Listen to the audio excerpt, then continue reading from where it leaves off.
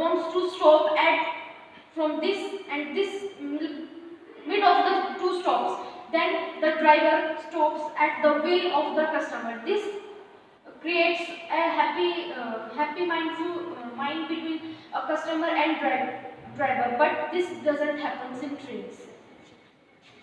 But according to me, we can sit in the trains very properly. But in the buses, we have to sit on the we have to sit.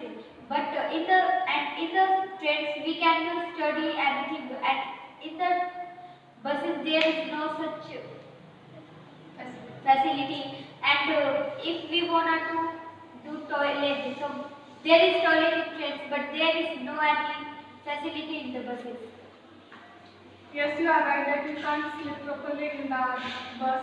But if we have to go anywhere with family, we can book our own bus to go there. And we can stop for the nature call at any place. It's not important that train have toilets, so train is better than bus. Moreover, if this is not a point that you kept, because this is not like